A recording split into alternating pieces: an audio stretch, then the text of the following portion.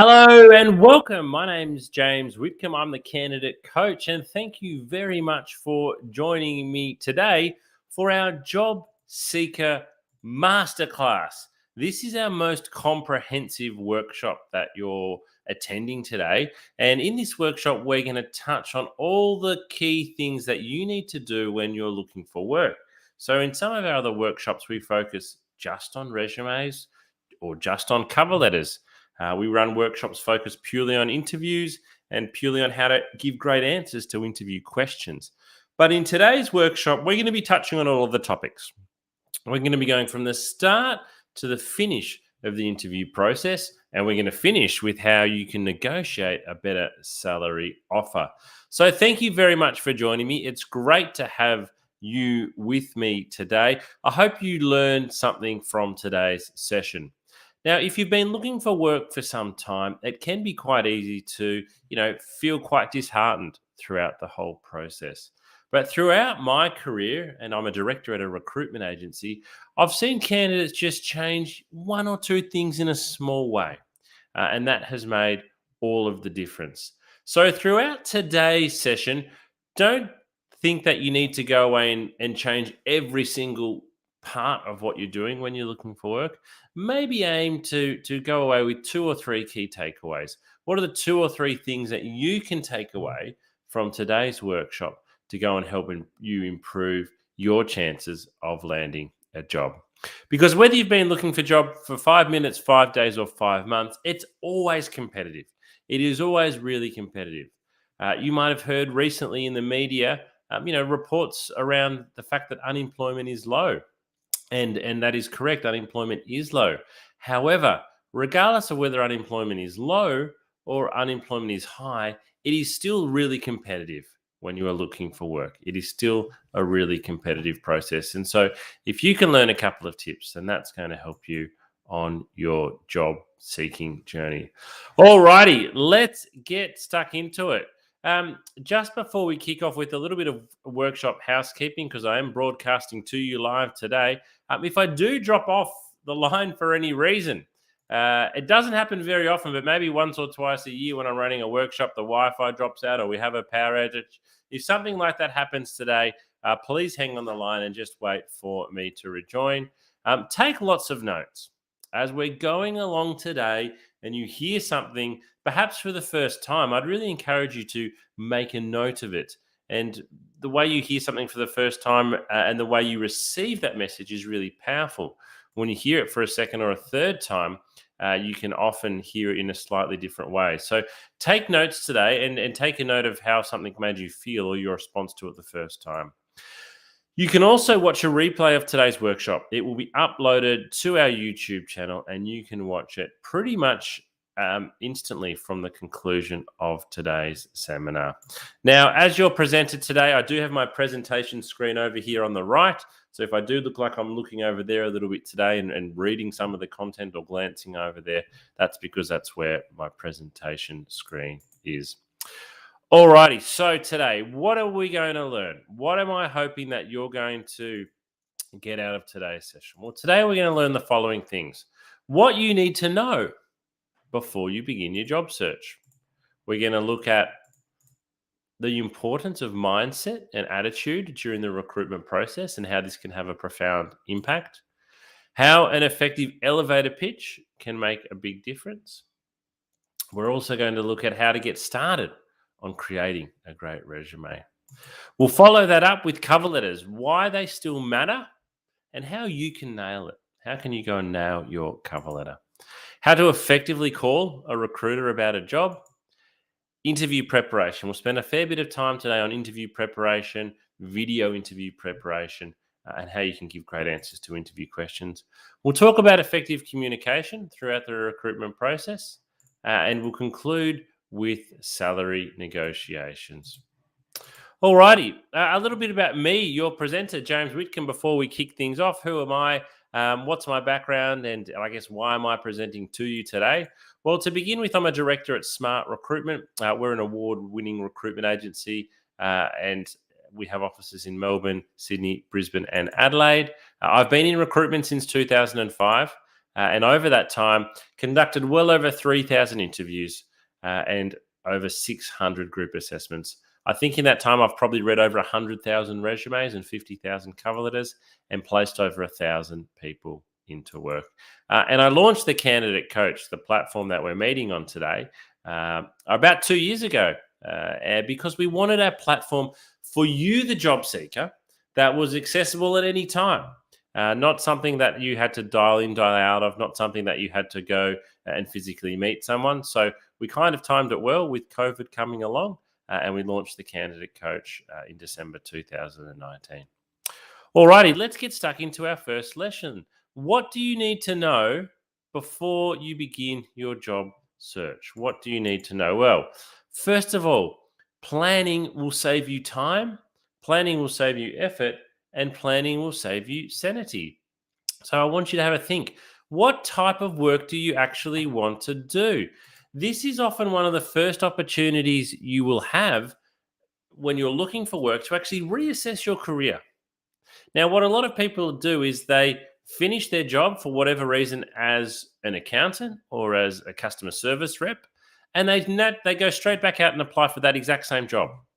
But I'd like to ask you the question, is that the type of work you want? What types of, when you were in your actual job, what were the tasks that you enjoyed the most? And what were the tasks that you enjoyed the least? I'd really encourage you to try to find a job that has those tasks you enjoyed the most.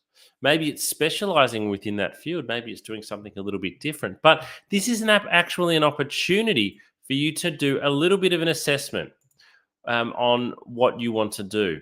I'd also encourage you to think, where are your skills and experience going to be most valued? What do I mean by that? Well, put yourself in the shoes of a recruiter. Who would want to hire you the most? Who would want to hire you the quickest? A lot of the time, it is thinking about, okay, these are the skills I've got. Which company or which job is looking for these skills?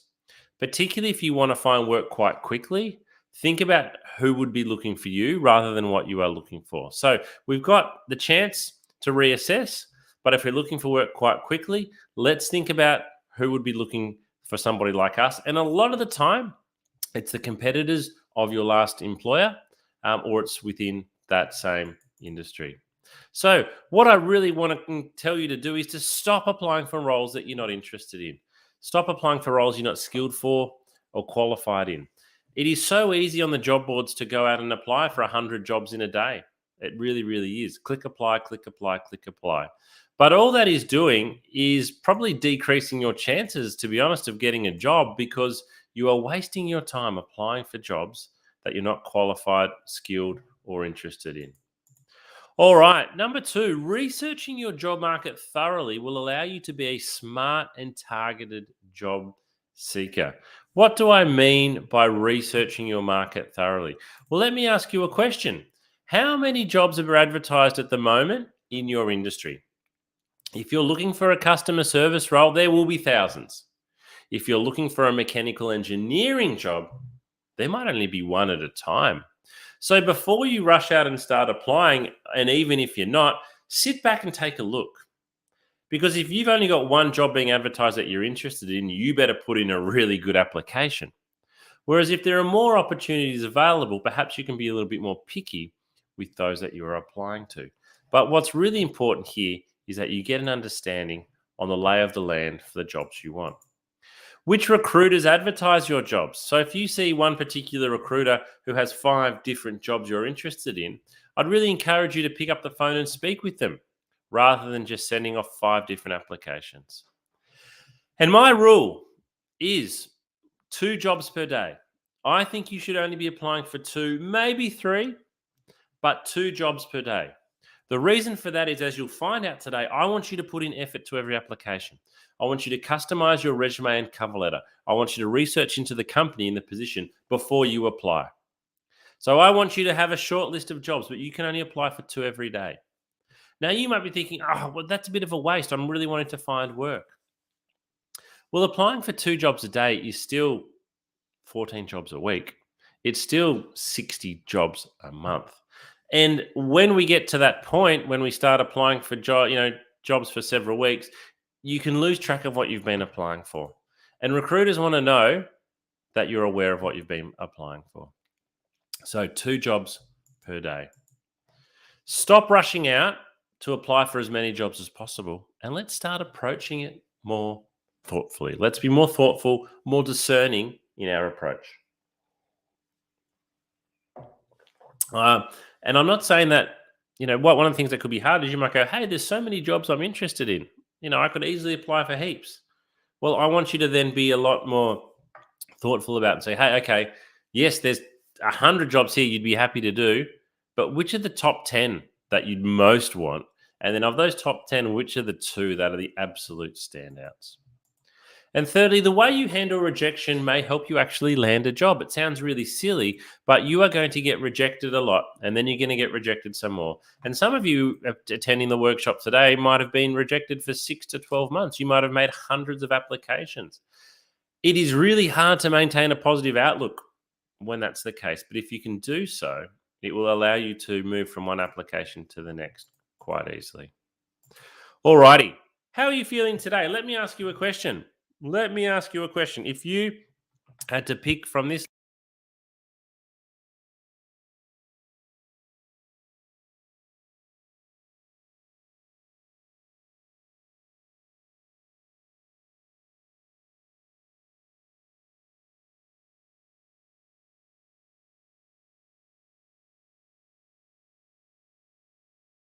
question, and there's a bit of a reason behind it, is I want to know, same question again, how do you present yourself as a job seeker? So again, you've got the same list of emojis here. But when you're writing your resume, when you're writing your cover letter, when you're speaking to someone on the phone via Zoom or face to face, how do you actually present yourself as a job seeker? How do you present yourself as a job seeker? Because we can actually tell. We can sometimes tell in the tone of your resume and cover letter. We can certainly tell by the tone of your voice. We can tell by the body language when you're interviewing somebody. How you present yourself as a job seeker makes a huge difference. So, what you want to have is a job winning attitude and a job winning mindset. I want to share a quote with you from well known recruiter Ryan Biggs. And Ryan writes, I will always go for someone with a fantastic attitude that may need a little bit of development over somebody I will always go for someone with a fantastic attitude that may need a little bit of development over someone who has all of the skill but a bad attitude. So what he's saying there is you can have all the skill. You can be the most qualified candidate. But if you've got a bad attitude, guess what? You are not going to get the job. And likewise, even if you don't have all of the skill, even if you don't have all the qualifications, take some enthusiasm from the fact that, hey, if you present with a great attitude, and I'll show you some of the things today you can do to show great attitude, then your chances are probably better than you think. You can actually beat candidates who've got more skills and more qualifications if your attitude is better than theirs. All right. So let me ask you this question then. Put yourself in the shoes of a recruiter.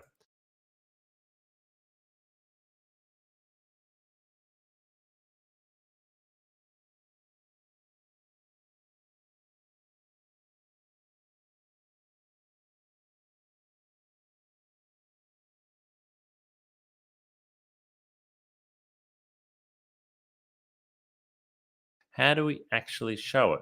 Well, first of all, you can choose to be positive. You can actually choose. It's your choice. Before you pick up the telephone, before you walk into a room, you can choose what attitude you are bringing to that room. So before you apply, think, I'm going to be positive. I'm going to put in my best application here today. I'm going to do a really good job. Before a phone interview, just remind yourself, okay, you might have had a really bad day, but just think, okay, I need to take a breath. I need to take a moment, and I need to show the very best version of myself here.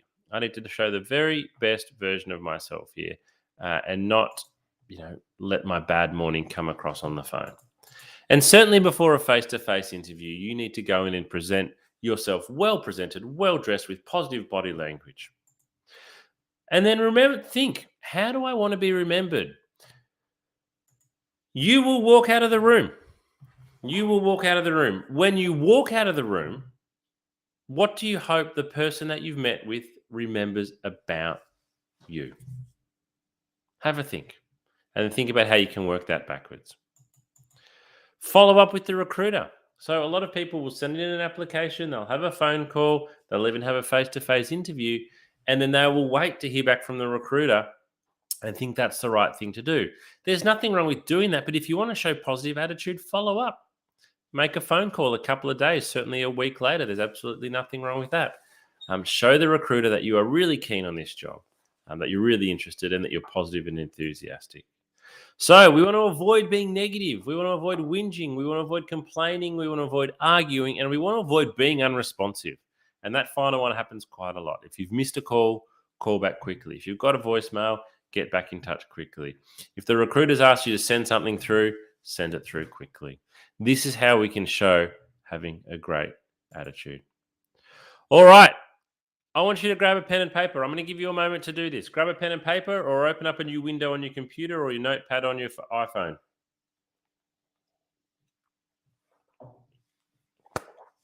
I want you to write down the following. Now, I don't want you to actually answer them because that will take too long, but I want you to write down the following. 1, name. So write down 1 name. Write down 2, overview of your work history. Write down 3, your top 3 skills. And write down 4, what is the type of work that you are looking for. So what I'm asking you to do here is create an elevator pitch. Now, some of you might be familiar with an elevator pitch, but for those of you who aren't, an elevator pitch is a brief but persuasive statement.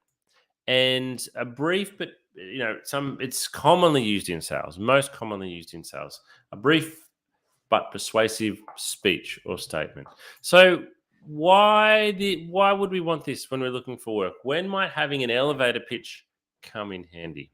Well, the most common interview question in the world is tell me a little bit about yourself. And the best answer to tell me a little bit about yourself is your elevator pitch. So, how do we create a really good elevator pitch? So again, it's your name. Straightforward with name. Number 2, it's an overview of your work history. So when I say overview, that's what I mean. It's not a full detailed rundown. We need to go through our whole elevator pitch in about 30 to 60 seconds. So an overview of your work history. Number 3, it's your top 3 skills. Your top 3 skills. Now, this might change a little bit depending on who your audience is. So let's say you're happy to find administration work, but you'd also be happy to find customer service work. And you've potentially done both. So the skills that you might mention here for each one would be different. I'd also encourage you with your top 3 skills to make at least 2 of them what we'd call hard skills. So a lot of people say, I've got good communication, I'm a hard worker, and I'm always on time. Those things are fine, but they're not measurable. Anybody can say them, and they're not hard skills. So if you were going for an administration role, you might say that one of your top 3 skills is your typing speed is 80 words per minute at 95% accuracy. So include at least 2 hard skills, depending on your work and the type of work you're looking for. What is the type of work that you are actually looking for at the moment? So I'm going to show you one that I've prepared earlier. I don't want you to be intimidated by this in any way, though, because as I said, I've been in recruitment since 2005, and I coach people on how to write a really great elevator pitch. So my elevator pitch should be really good. All right, here it is. If I was looking for work at the moment, this would be.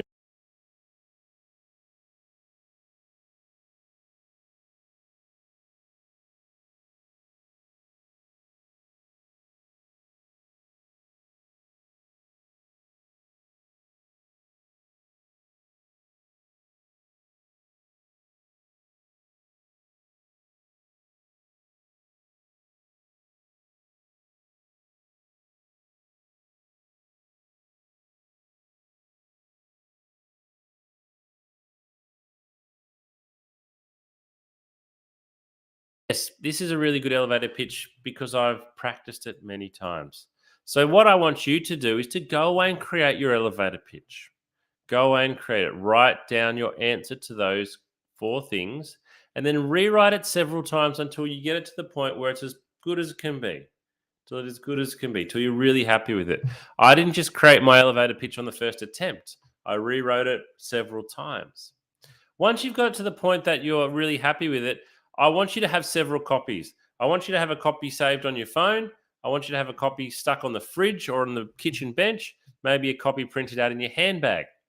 The reason being, if someone calls you about a job and says, look, just tell me a bit about yourself to start off with, you're going to think, oh, that's my elevator pitch. And then you're going to think, what is it again? And if it's on the kitchen bench in front of you and you've just got to look down, it can get you started and off you go. And then finally use it. You create your elevator pitch so you can use it. It is a great way. It is an absolutely fantastic way, because when we say to candidates, tell me a bit about yourself, a lot of candidates go, would you like to know about my work, or would you like to know about me outside of work, or a bit about myself? I've been working in finance for 7 years. And it is a really friendly question in some ways, and it's a bit of an icebreaker, but don't drop your guard. This is your first opportunity to create a great impression.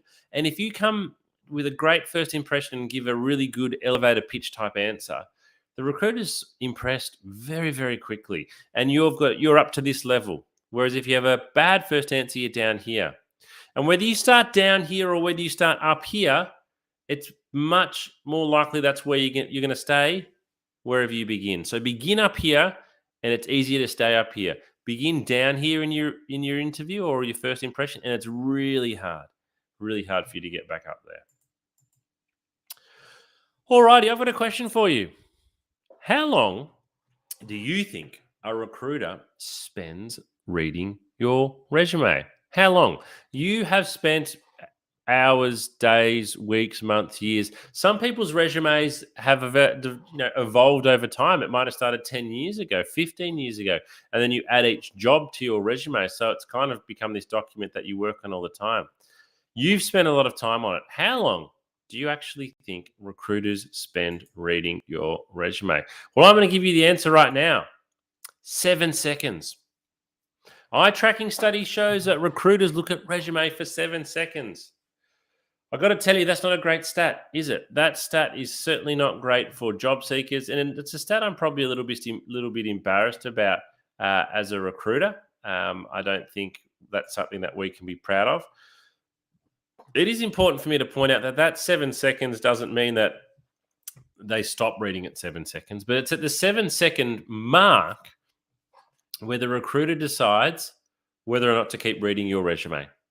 At 7 seconds, they decide whether or not to keep reading your resume or whether they're going to move on. So we've got a very short period of time here where we really want to impress the recruiter. So we can complain all as much as we like about this stat, but it's not going to change it. So we need to know how to make our resume stand out in 7 seconds. So let's look at this article in a little bit more detail and see what we can learn. So I'm going to read the second 2 dot points here.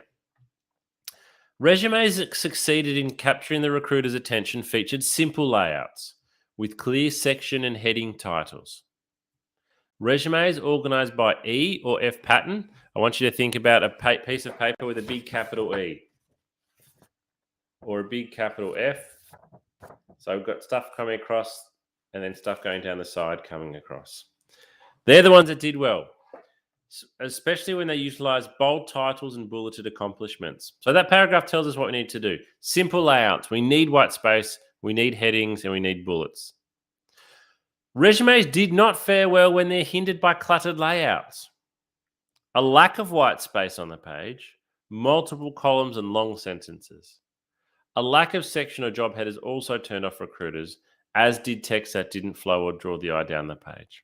So your resume, you want to be rich with information, but we need to leave white space. We also need to have headers. We don't want it to be too cluttered, and we want to use dot points and not just big slabs of text.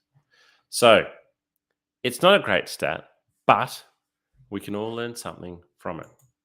Okay, I'm going to give you a little bit of an insight into effective resume writing. Today, we're not going to go through a whole resume from start to finish. That's a separate workshop that we run. Keep your eye out for that one. But I'm going to show you how you can get started on it. So, first of all, what is your resume? Well, your resume is a factual account of your employment and study history. So, when we say factual because it has dates, it has times, it has locations, it has job titles, it has other people's names, it has educational qualifications and educational institutions. So, it's basically a whole bunch of facts. But it also needs to highlight your skills and abilities, and it needs to sell you. It needs to sell you. This is my biggest coaching point on resumes, and probably my biggest coaching point overall, is that your resume is a sales document. It needs to promote you. It I want you to imagine a billboard. That billboard is trying to sell something. They point out the best features. Your resume is the same. Your resume needs to sell you. It needs to promote you. It needs to say to an employer, look at me, buy me. It needs to have the very best aspects of you on it. Now, recently, my brother sold his property, and they spent a lot of time, getting ready for the sale of the property, and they had a professional photographer came in.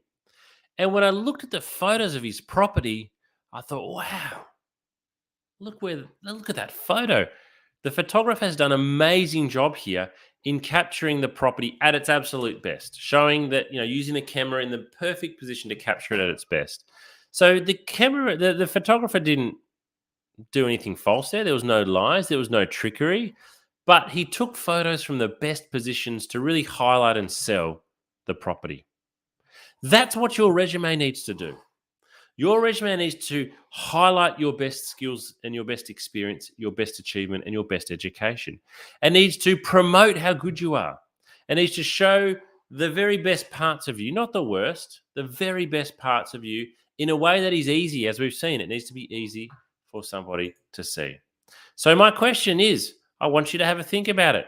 Does your resume sell you? Do you think your resume is selling you at the moment? Or is your resume a very boring, dry academic document in chronological order that is just a history of what you've done? So, what I want to show you now, again, we can't go through a whole resume today because that would take us nearly the whole workshop, but I want to show you how you can sell your experience, because I think selling your experience, and in particular your achievements, which is what we're going to look at now, is the very best way. This is the very best way for you to sell yourself. So I met with this candidate. So I'm going to share a story with you now of a candidate I met a number of years ago when I was recruiting for a sales role. Now, this candidate got through to interview because she'd been working in sales for a number of years. And that was the main reason why she got through. But this is how she described her experience on her resume. So she was a sales representative from August 2013 to July 2016. So a month short of 3 years. She was a salesperson for the company for 3 years. She sold goods and traveled to meet customers and keep them happy. That's how she described her job on her resume. Now, as a sales recruiter, if you've done 3 years as a sales rep, I'll give you a call, because I know that, that's a good tenure. A lot of people don't last very long in sales. But when I sat down and I met with this candidate and she told me what she'd really done, I was completely blown away. Even though she was a salesperson, she had massively undersold herself on her resume. So I worked with her, and this is what we changed her resume to. So this is the before, and this is the after. So same person, same job. This is it described in a better way. So what you'll see, first of all, we've got 2 bold headings. So we've separated responsibilities from achievements.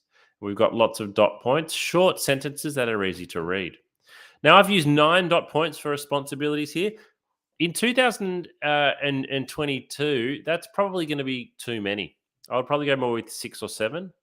But we've separated responsibilities from achievements.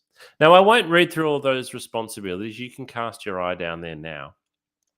But what I really like about this is, by reading the way we've put these responsibilities, it's easy to get an understanding of exactly what she did. Things like this third last dot point here: attend at least 3 new business appointments per day. Salespeople often attend business appointments, but what I really like here is we've used the number 3 per day. 15 per week. That means 60 per month. I've got a really good understanding there of how many appointments she went to. Whereas if she just attends new business appointments, I don't know whether you're doing one an hour, one a day, one a week, one a month, one a quarter. But it's the achievements part here where we really sell ourselves, where we really sell our experience is under the achievements.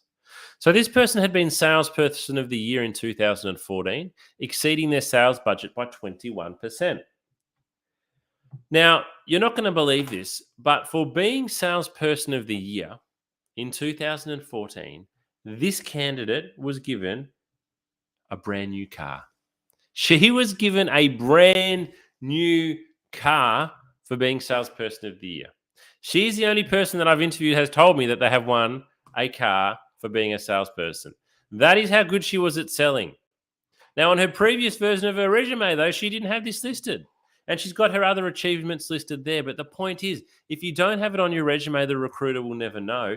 You've got to sell yourself. You have got to sell yourself. Now, you might be sitting there thinking, James, look, it's all well and good for sales. Sales, for example, we've got targets, we've got achievements. I've only worked in customer service, so maybe I've only worked in a library. So if you're struggling to think of achievements, let me ask you a question. What were you doing when you ended the job? What tasks, what responsibilities, what duties did you have when you ended the job that you didn't have when you started? Because if you've been asked to do extra duties and responsibilities, you could list them as an achievement. Maybe you've been asked to help train and onboard people. List that as an achievement. Maybe you've been given the keys to lock up the library at the end of the day. You're able to put the security alarm on and do those types of things. If you weren't doing those at the start and you're doing those now, there's an achievement. Maybe all you can think of is, hey, I often get asked to cover people's shifts. Put that down. Put down at least 2 or 3 things. In some ways, it's about showing pride and showing understanding of doing a good job. The other thing I would like to share with you in terms of resumes is how that it's okay to make your resume visually appealing. So we're going to go to a website now called Canva, canva.com. I use a paid version, but what I'm going to show you now is free. And if you go into Canva and type in resume or resume template, what you'll see load up on the screen now is a whole, I'll get rid of my camera.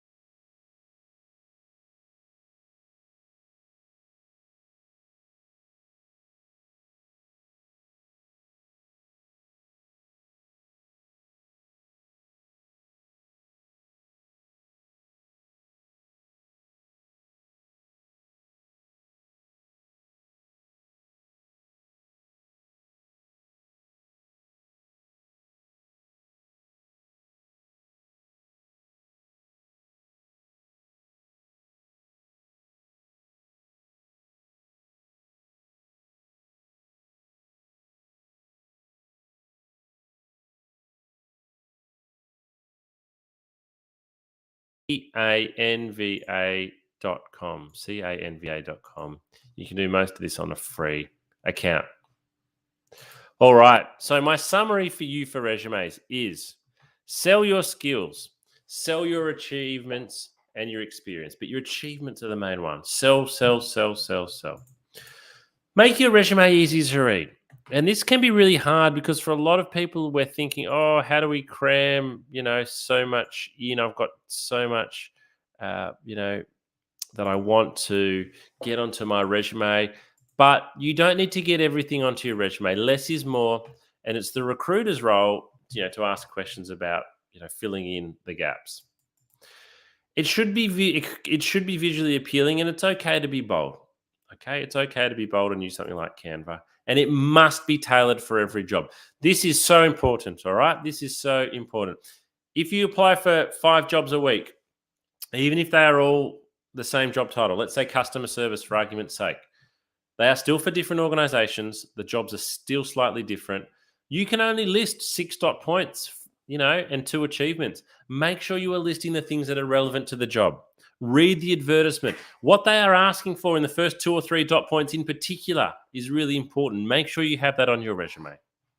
Make sure you have that on your resume. Alrighty. We're going to move now from resumes to cover letters. Cover letters. And I've got a question for you. I want you to answer this in your mind. Are you submitting a cover letter with every application? Because some recruiters read cover letters before they read the resume. Now, a lot of people enjoy saying, hey, cover letters are dead. I've been hearing the phrase cover letters are dead since I joined recruitment in 2005. Guess what? Cover letters are not dead. They never died. They're still here. At Smart Recruitment, like most places, you can still submit one with every single application. People hate writing cover letters. Not all recruiters read them. I'll be honest there, not everybody reads them. But some recruiters will read them first. Your problem is you don't know who you're sending your resume to. So unless the person you are sending your resume to says, do not send a cover letter, I will not read it, you must submit a cover letter. You can only submit 2 things as a job seeker, your resume and your cover letter. So why would you skip on one? Skipping on one is a huge risk, and I think it's a huge mistake. All right, so let's talk about actually what a cover letter is. First of all, it's very different language to a resume. It's a letter. Think about how you write a letter. You write a letter to somebody. We don't write letters very often anymore, but maybe think even about an email. You write it to somebody. Even if you don't know their name, you are writing your cover letter to someone. So we personalize it. We really need to have done some research here. We should be doing research before we apply for every job, and we can then use that research in our cover letter. And the purpose of this is to show the person reading the cover letter that we've done some research. It sounds like a bit of a game, but we want them to know we've done some research. And we want to include that information in terms of what we've learned on our cover letter. It's only ever 1 page long. The only reason your cover letter would be more than 1 page long is if you are asked to address a selection criteria and it's like 10 points and you're like, can't fit into 1 page. Unless that's the case, your cover letter should only ever be 1 page long. We need to proofread it multiple times. A lot of people proofread for spelling mistakes and they catch all the spelling mistakes. But what is really hard to catch in your own work in particular is grammatical errors. A lot of people don't catch their own grammatical errors. So proofread multiple times and catch those grammatical errors. So stop submitting the same cover letter for every single vacancy. We need to tailor it. All right. I'm going to show you what a good cover letter looks like. This is a great template that you can go away and copy and paste.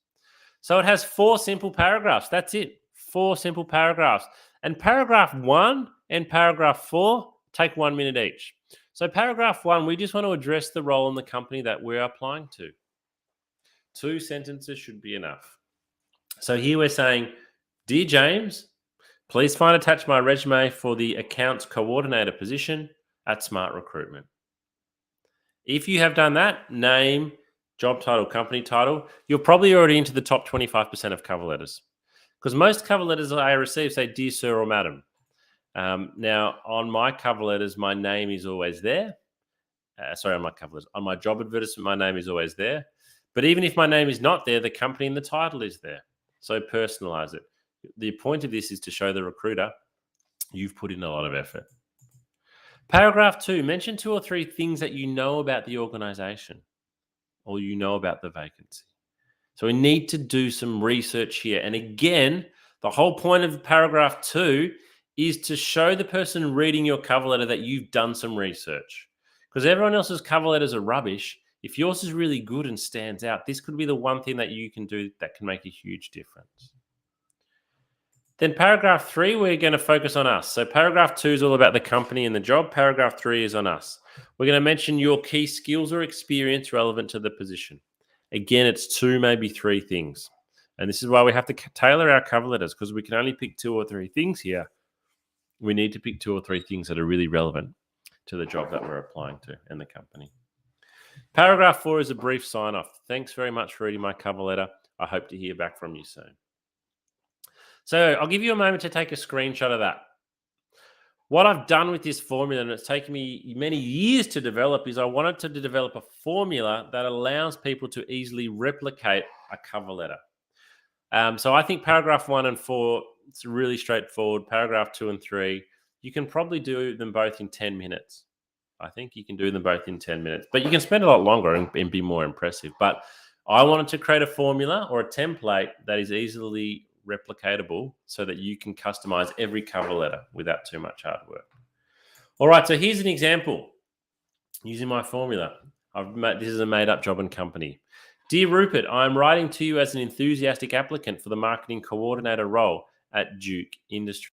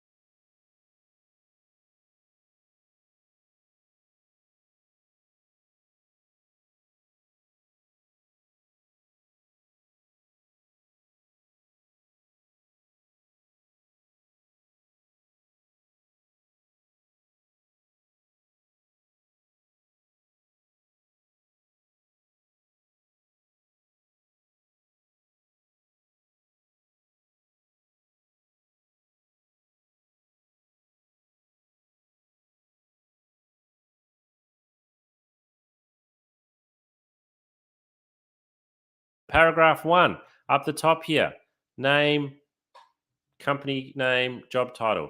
Paragraph 2, we're talking about what we've learned on the company.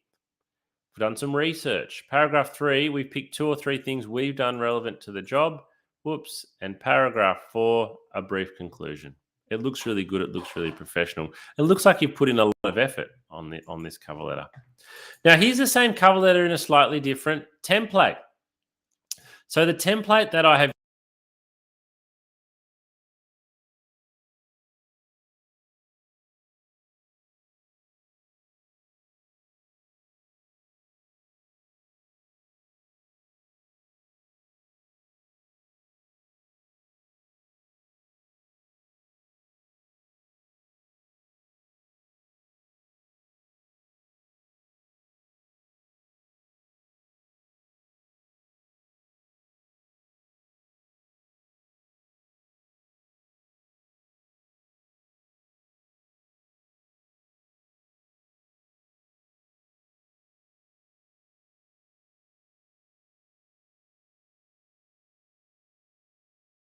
own personal brand.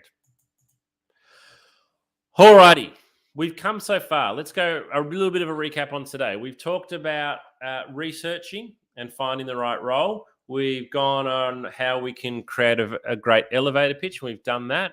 Maybe we've had a phone call even. We've been able to put our elevator pitch into practice. We've tailored our cover letter.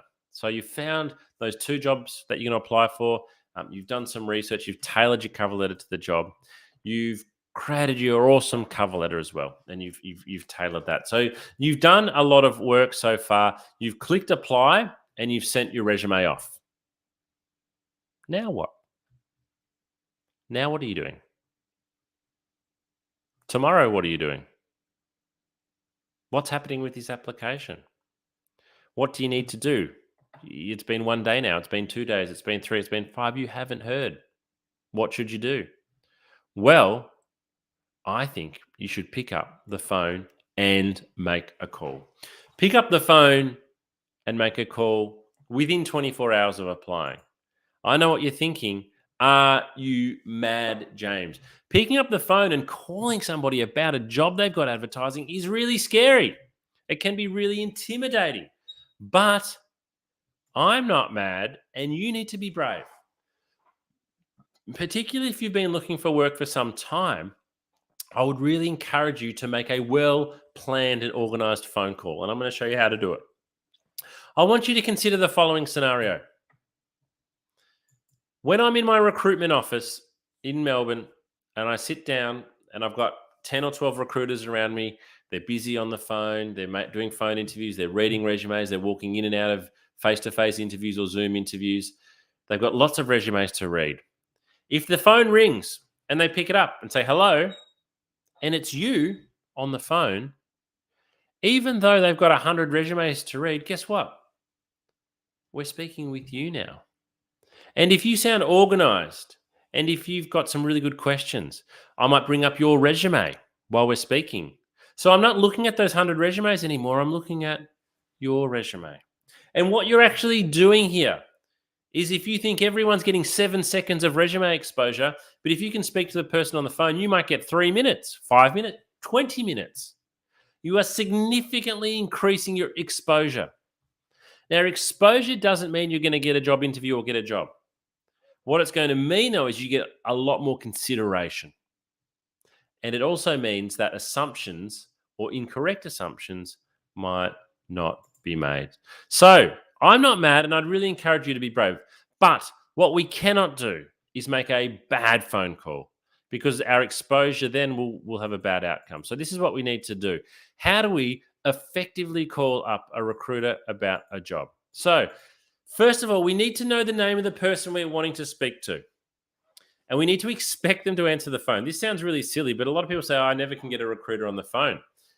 And when they do answer, the candidate's like, sound organized. Think about your first impression. If they don't answer the phone, the first call, leave a voicemail.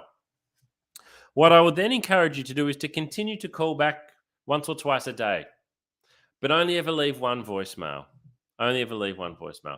Ideally, you're just hoping to catch them when they're sitting at the desk and they pick up the phone.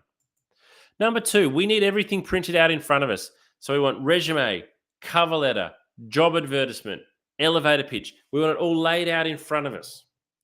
The reason being is you're going to feel nervous. And when the recruiter asks you a question and you're not really sure, if you can just look down and you can see your elevator pitch or you can see some of your skills written on your resume, it's really going to help you. You want to be familiar with the position, familiar with the advertisement. You need to have done your research. So we've talked about this with your resume and your cover letter. You need to have done your research, okay? And you want to have those notes in front of you as well. You want to be clear to the recruiter with which role you're referring to. Some recruiters might be sitting over 50 different vacancies, from recruiting a CEO to a marketing manager to a sales operations person to a data analyst to a chemical engineer to a mechanical engineer, a Java programmer, a nurse. Could be recruiting all these jobs. So you need to let the recruiter know early on, I'm calling up to discuss the occupational safety vacancy. Let them know early on. Now, this is the most important point. Have 2 or 3 questions prepared and written down in front of you and practice them before you call. Actually, I'm going to change that. I'd say have 5 questions written down just in case 2 or 3 of them get answered and you don't get to ask them. The purpose of these questions, though, is to do 2 things. 1, to help you show off, sell yourself, but 2, to show you've done a lot of research. So go onto the company website, go onto their careers page, go onto their social media, look through the annual report, write down 5 questions. And so when you're on the phone and you call up and the recruiter says, hello, it's James speaking, you can say, hi, James, I've just applied for the occupational safety role. I've got a couple of questions. Do you mind me asking? And the recruiter will probably say, sure, what are your questions? Now, if you ask a couple of great questions here, I guarantee you the recruiter's going to go, oh, that's a really good question. They're thinking, this candidate's done their research. I'd actually know the answer. This candidate's really done some research into the job and the position. They then start thinking of you very, very differently. They start thinking of you very highly, very quickly, just because you've asked a couple of well prepared questions. Keep the call brief, but be prepared that it could go for longer. It might go into a full phone interview, or that you might catch the recruiter when they've literally got another appointment in 2 minutes' time. And finally, if you're not feeling confident, then practice. Like with interviewing, practice makes perfect. Practice makes perfect. I think as the candidate coach, this is the biggest difference that you can make if you're struggling to get to interview stage, is to call up effectively in a prepared way and ask a couple of great questions. Give it a go. You'll need some patience. You'll need some persistence. It might take a lot of calls to get through, but I guarantee you, if you do, and if you ask a couple of good questions, you will increase your chances of getting to interview. So what's with all the research? I'm asking you to do a lot of research at the moment. I want to share a quote with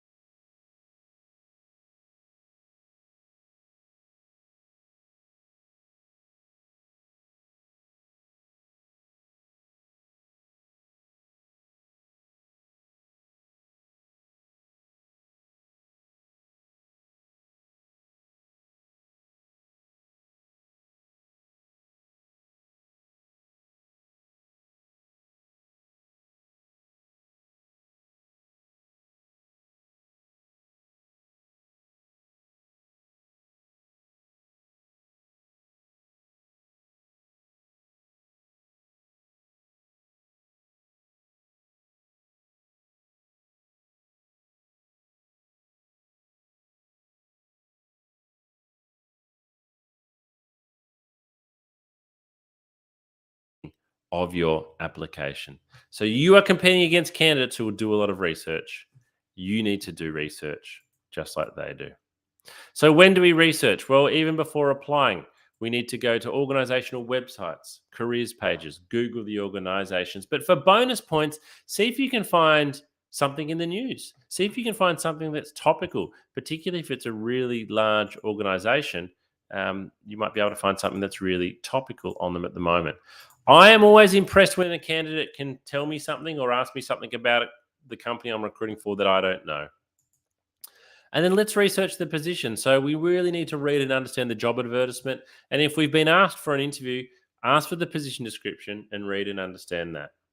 Try to understand where the position fits into the structure of the organization and how it adds value. This will really help you stand out. All right. Let's talk about interviews now. So let's take a moment again to pause. Let's go back to the start. We've done the research to find the jobs. We've applied for 2 jobs per day. We're tailoring our resume and our cover letter before each application. We've followed up with a phone call, and guess what? That phone call has turned into being invited in for an interview. So again, it's building blocks here. It's going through the process, but it can feel like a lot of work, and we're only at the interview stage. So we need to keep going. So how are we going to present ourselves at interview? Here's my emoji board again. You probably know the answer by now, but we need to present the very best version of ourselves when we're going to interview. So we don't want to turn up for interview and show ourselves at 50%. We don't want to turn up for interview and go, even if we're feeling rubbish, we've had a bad morning, we've had a fight with our partner, we're upset about something, we've got to leave that all behind just while we're in the interview room. Because if you show yourself at 50%, you're not going to get the job. And the recruiter can only base their decision on you at 50%. But if you can show yourself as close to 100% as possible, then you are giving yourself the best chance of getting the job. So how do we actually present the very best version of ourselves? Well, first of all, practice is absolutely key here. Practice, practice, practice, because that helps to give you confidence. We need to mentally prepare for what is going to happen. We need to tell ourselves that we're going to get nervous and that getting nervous is okay. And we need to give ourselves plenty of time. Give ourselves plenty of time. The one thing that ruins everybody's plans when it comes to performing well at interview is running late or running just on time, and it will stress you out big time. Dealing with nerves and anxiety at interview. This is a really big one. So I'm actually going to share a little video with you here from a workplace psychologist on how you can deal with nerves and anxiety at interview.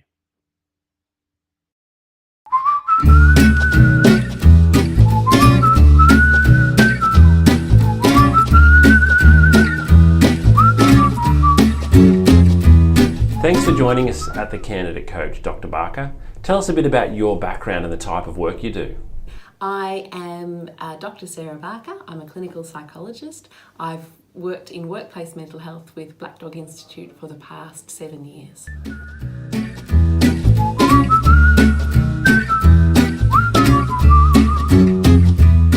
Dr. Barker, why is it common to feel nerves when going for a job interview?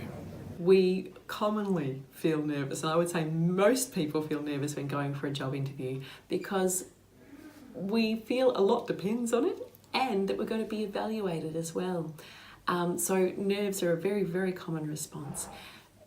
It's really important to remember that the person who's doing the recruiting also feels nervous as well, because they want to get the right person, and they're also aware that they're expecting people to come in feeling nervous as well. They know that that's a common human experience.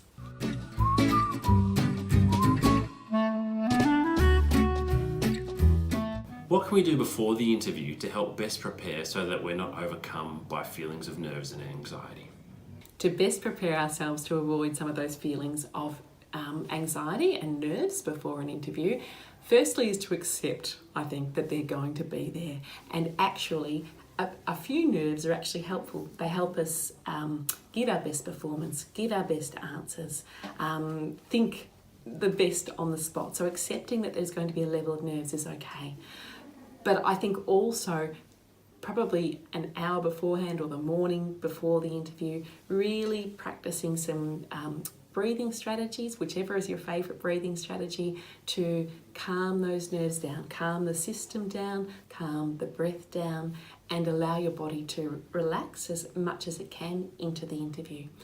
I also think preparing answers and having a practice in front of the mirror of some likely answers that are going to be, or likely responses to questions that are going to be asked, can be very, very reassuring, because often the questions we predict are there. And even on the internet, there are usually lots of questions for any job that are typical questions that you can then prepare a brief response reflecting on your experience beforehand. So it's not such a test in the moment then, because you've got some preparation behind you.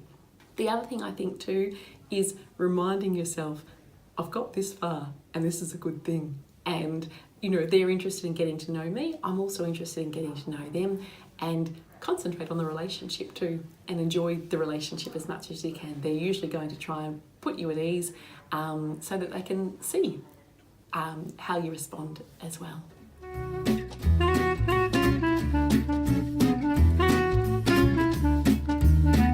And what can we do during the interview if we feel a bout of nerves or anxiety coming on?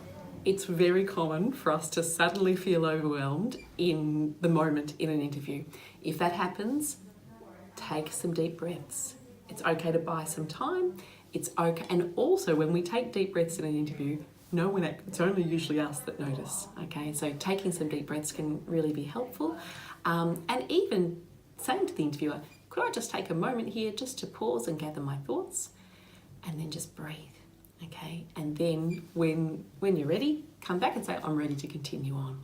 And that's a fine way to manage nerves during an interview.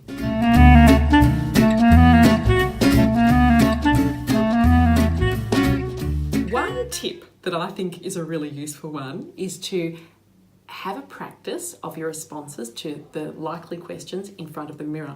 Something you might notice is that the questions you're feeling more confident about, you'll smile more, you'll be more relaxed, you'll strut your stuff a little bit as you respond. You'll notice too the questions you feel less confident about, you might stop smiling or your face might change. Those questions are the ones you need to practice a little bit more at, and remind yourself of your confidence with that, or prepare your answer so that you do feel more confident, because your face will actually tell you in the mirror, and that can be good preparation for the actual interview of knowing where to where to focus on in feeling more strong in your responses.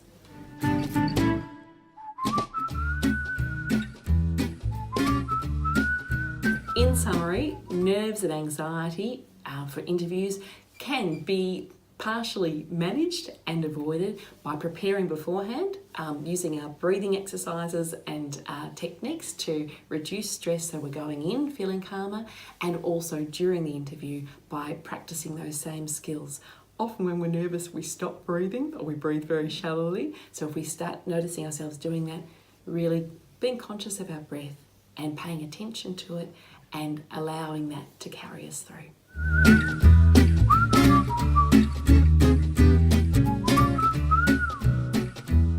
Thanks for watching today, and we hope this has helped you best prepare for your next job interview. Good luck.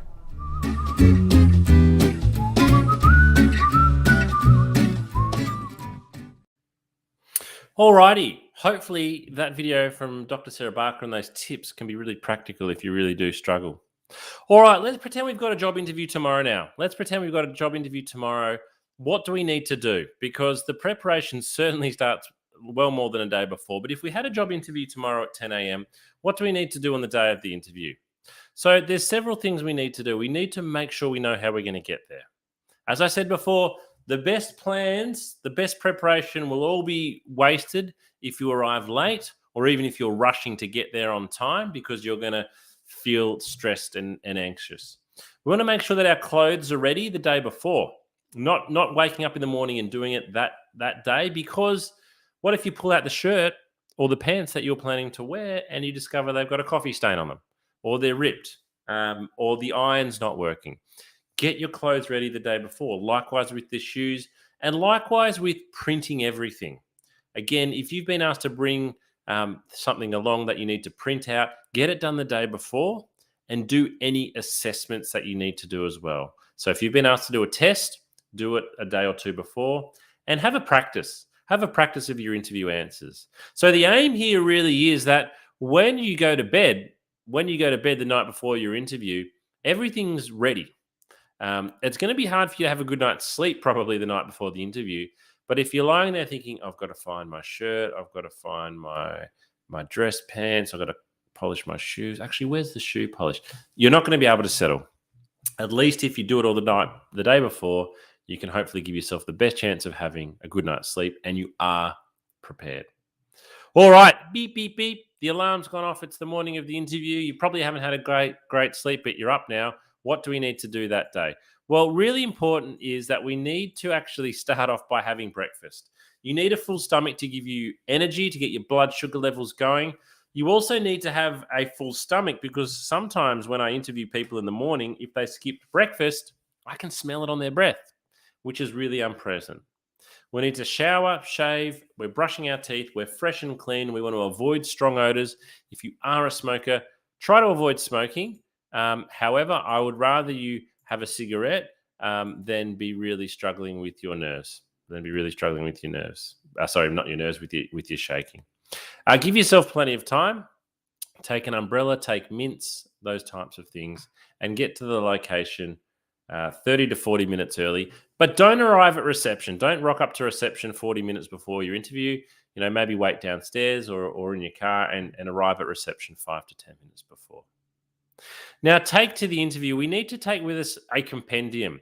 So there's a photo of a compendium on the screen there now. You can buy one of these from Officeworks or your local news agency for $20 or $30. And by taking this along, you look really professional.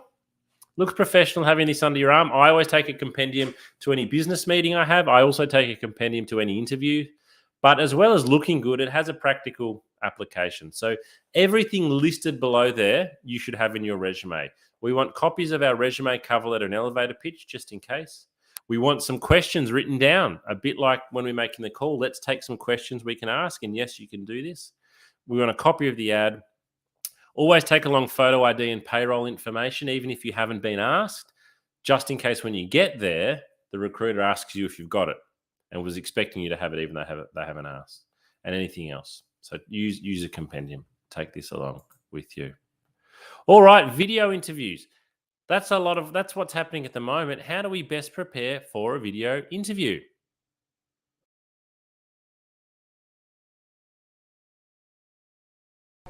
Hi job seekers, James here from the Candidate Coach. One of the most common questions we've been receiving lately is around how to best prepare for a video interview. Due to the circumstances over the last 12 to 18 months, video interviews have become the most common way of meeting a candidate, replacing the in-person, face-to-face interview.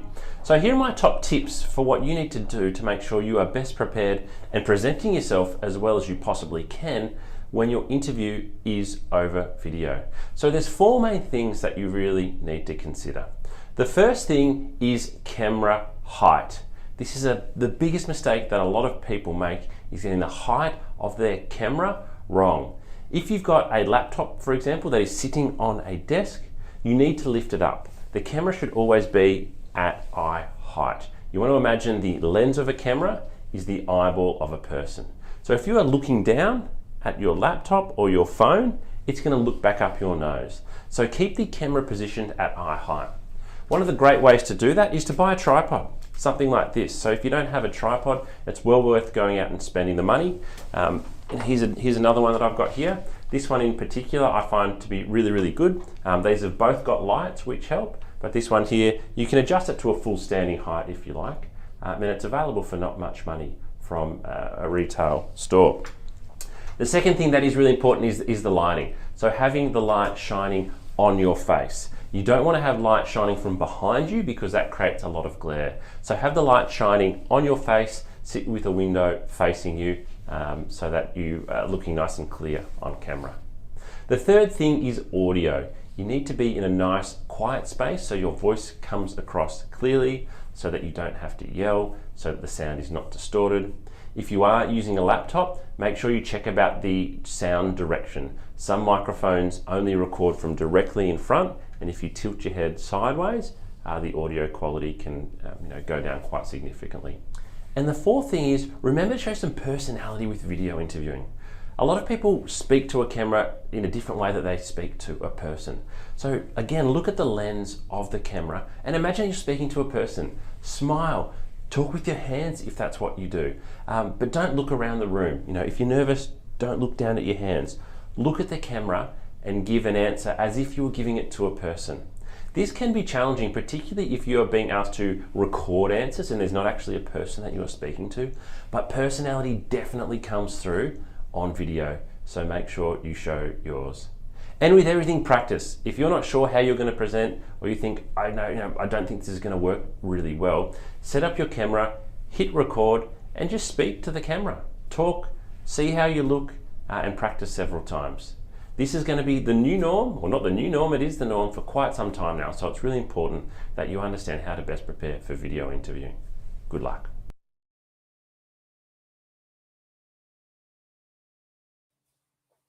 Alrighty. How do we give great answers to interview questions? How do we actually give great answers to interview questions? This is one thing that job seekers, in my opinion, really don't like practicing. We don't like practicing giving answers. We might spend hours and hours and hours on our resume and cover letter and LinkedIn profile and other things, but we're really reluctant to spend a lot of time practicing interview answers, sometimes because we don't know whether our answers are good or not to begin with. So let's have a look. How do we give great answers to interview questions? Well, for behavioral-based questions, we're going to use the STAR technique. So the STAR technique is extremely common. You might have heard of it before. You can easily go and look up what I'm going to show you today.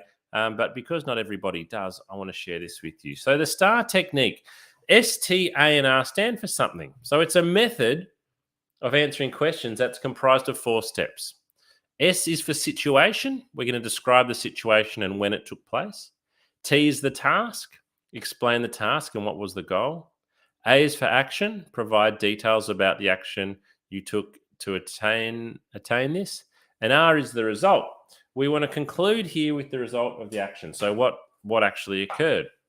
Now, behavioral-based questions will often be, they will start with, can you give me an example of, or can you tell me about a time? What we're looking for here is we want to see, that's why it's called behavioral-based questions. We want to see what behaviors, what characters, what traits you've got, and how you handle the situation. Some behavioral-based questions will allow you to shine. They'll allow you to sell yourself. So it might be, tell me about a time when you provided great customer service. And if that's the case, you can use the STAR technique to talk about a time you created great customer service. Or there might be a question, tell me about a time you worked in a team when the team didn't get along. Tell me about a time when you dealt with a customer who was unhappy. So just because the question is asking you for a circumstance that wasn't great doesn't mean that you can't give a great answer. So let's go into detail with the STAR technique then. So the S, we want to set the scene. Set the scene of the story by giving the context and the background of the situation. If you're asked about teamwork, your response should include the project details, who you were collaborating with, when you undertook the project, and your location at the time. So what a lot of people do here is they skip through too many of the details too quickly when giving an answer. Candidates generally feel that they need to answer questions quickly, whereas we would like you to set the scene with the situation. Task, we need to describe your exact role. Your exact role. What was it that you did in the situation?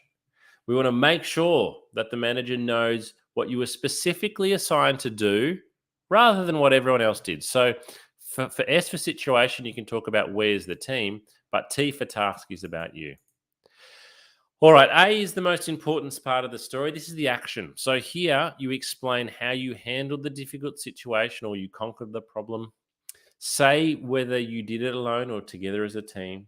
What you're trying to communicate is your assessment of the situation and your response to the problem, as well as how you got the team involved. So what did you actually do here? Share as many details as possible, as it says, so the interviewer can follow you. As you do so, avoid acronyms and avoid company-specific jargon. And then R is the result. So what happened? What was the conclusion? Close the story by stating the positive outcome of your actions and what lessons you learned. If possible, quantify the results and show the effects of your actions. Examples may include a 10% increase in sales, getting repeat business, or saving your team 5 hours of work in a week. So let's have a look at an example here. So this is an example for a nurse going for an interview for a nursing role. And the nurse is asked, describe a time when you handled a difficult situation at work. How did you react? So, situation. In my last as a night nurse, one of my colleagues quit after securing a job with a top private hospital. Though I was managing a ward full of patients, task, I was assigned to this one patient who didn't want to be admitted. He wanted to bolt out of the room. I made myself available. This is the action. I made myself available to the patient, discussed with him the reason he was being admitted, and assured him he would receive 24/7 attention and good care. The patient finally calmed down and agreed to spend the next 3 days under observation. And the result in purple was he was discharged on the 3rd day. And the wife personally thanked me for handling someone she knew to be extremely stubborn and difficult. So S is in red, task is in blue, action is in green, result is in purple. That's how we use the STAR technique. All right, let's say we're out of the interview now. So we don't actually finish with what we're doing in terms of our interview process. I'd really encourage you to email the recruiter, thank them for their time the following day. And if you've been asked to do anything, this is really important. If you have been asked to do anything, you might be asked to send through your reference details. You might be asked to go and complete a test. You might be asked to send through an example of some work. Do it straight away. The clock is ticking. The quicker you do it, the more impressed the recruiter will be. Be responsive. Be responsive here. Alrighty, so we're getting towards the end of today's workshop, but what I want to talk about is how to actually negotiate a higher salary offer. Let's say there's a hypothetical situation. You are hoping for $60,000. $60,000. You've been offered $55,000. So you've got a decision to make here. You've got 3 choices really. Accept the 55, decline the 55, or try to negotiate the 55 up towards 60.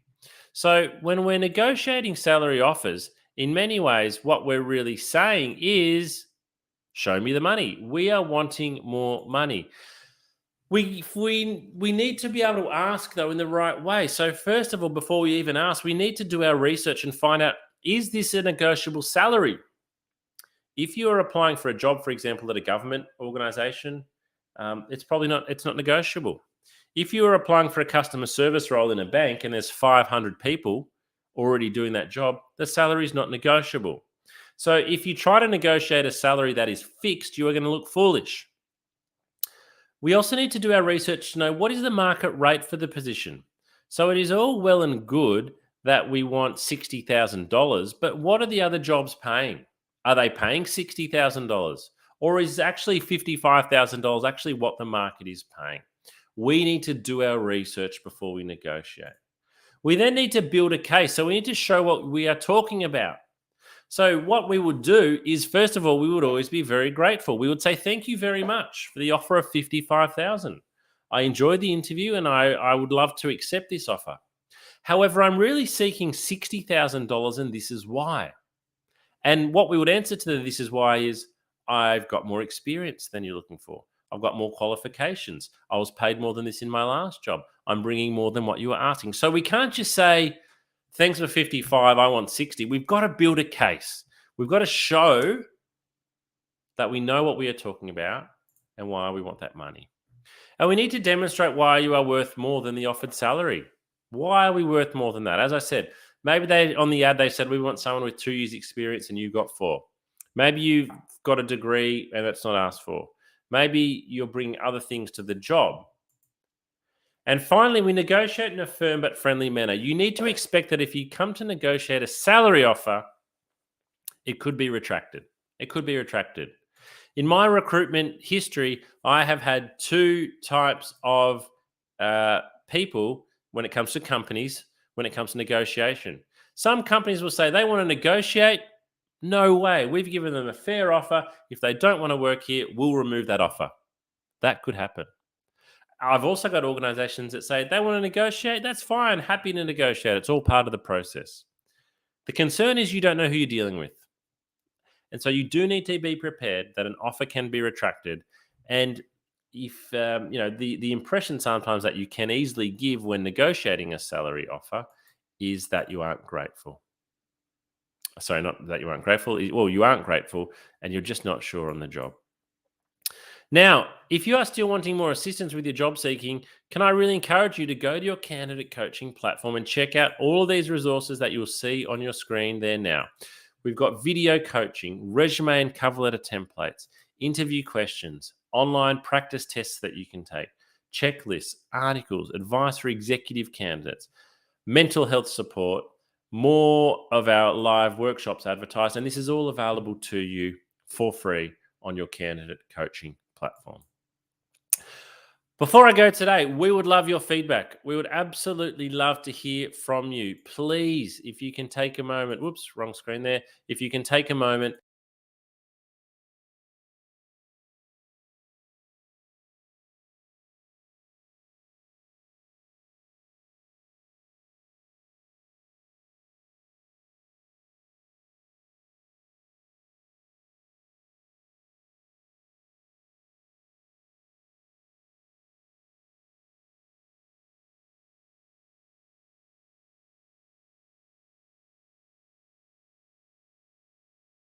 all one word, follow our LinkedIn page, and you will keep up to date with all of our events and our new features.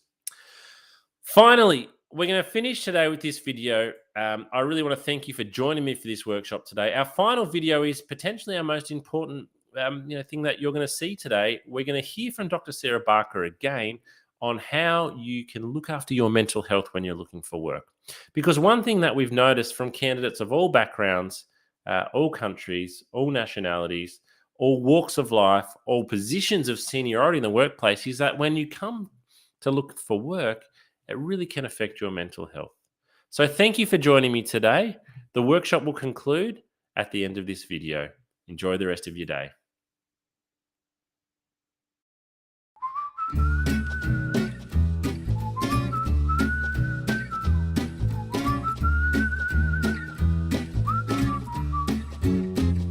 If you're not feeling feeling terrific at the moment and you feel like your mental well-being has taken a little bit of a dip, please remember this is not going to last forever. There's lots you can do to manage your mental health and get back on top of it.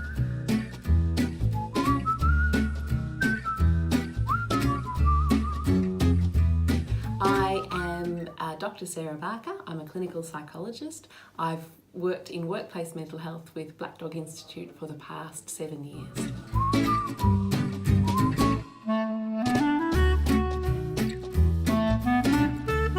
I work with a lot of adults and young people, mainly with anxiety, depression, trauma as well, a range of issues, and many who are looking for work and undergoing that process of trying to find employment.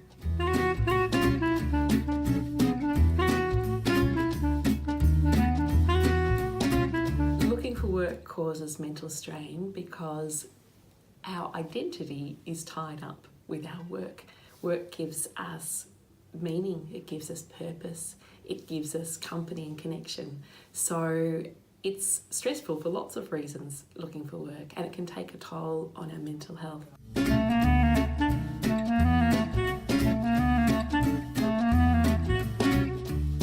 It's really important for us to be aware of the signs that our well-being and our mental health might be dropping. Probably the biggest sign is changes in behaviour. So that might be changes in the way we're thinking or talking to ourselves. We might be saying things like, who would employ me? I'll never get a job. We might be really down on ourselves and really hard and critical on ourselves when normally we're not so hard and critical. We might also, in our relationships, change our behaviour. We might be more snappy or more irritable with people that we love. That normally we might be a little bit irritable sometimes, but not irritable in that way. Losing interest in things that usually sparked us and ignited us and gave us joy. So perhaps usually we like walking the dog and suddenly we start thinking, I can't be bothered walking the dog today. That sort of thing, those changes in behaviour are really significant because they tell us that something's different, and if we're noticing, I suppose, more than one of those and it's affecting the way we feel, and this is over a period of say 2 weeks or longer, then it's a really good idea to have a chat to a GP that you trust, and find out what might be going on, have a discussion and see if there's any physical reasons for that, or if perhaps your mental health and wellbeing might be able to do with a little bit of extra support, and then the GP can refer you on to see a psychologist, a counsellor, whoever is most appropriate for you.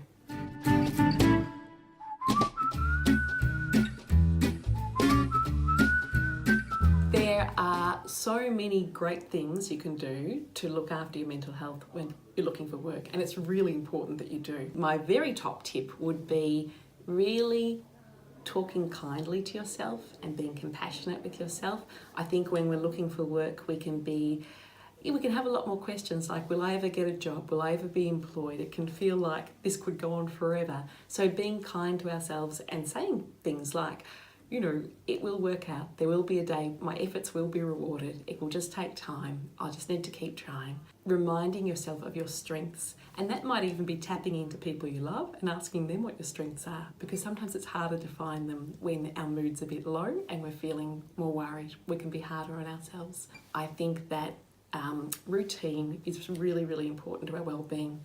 When we're looking for work, we mightn't have such a regular routine because there mightn't be a 9 to 5 start and finish time for a job. Well, there isn't.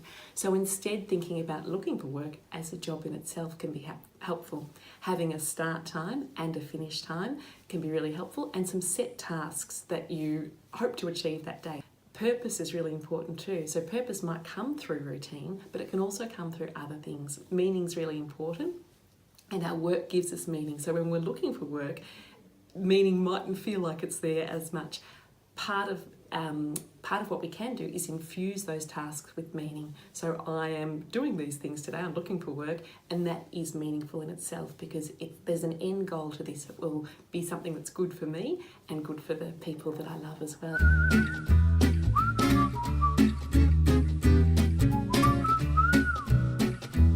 Some excellent resources for looking after well-being when looking for work are the Headgear app. The Headgear app is free, it's evidence-based, it's developed by Black Dog Institute, and it is fun to use. It uses mindfulness, so a technique to really help us relax and reduce physiological arousal, which can often occur when we're feeling anxious.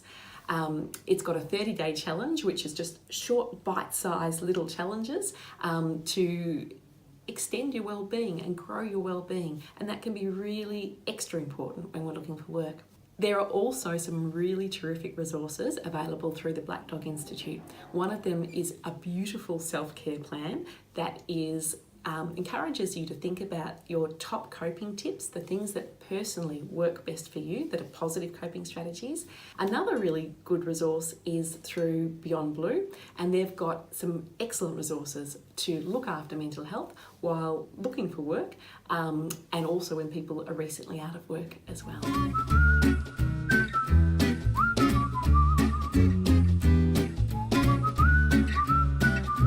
Probably time to seek professional assistance when you notice your mood is lower and you're feeling more down than usual, when you're worrying more and perhaps worrying excessively about things that you wouldn't normally worry about, and perhaps in your relationships too, when you're more tense with people and perhaps more snappy or irritable. All of these are signs that perhaps our mood is not in the greatest space and our well-being is not in the greatest space, and that it can be a great idea then to chat to your GP, who can then refer you to an appropriate person to help you strengthen your well-being.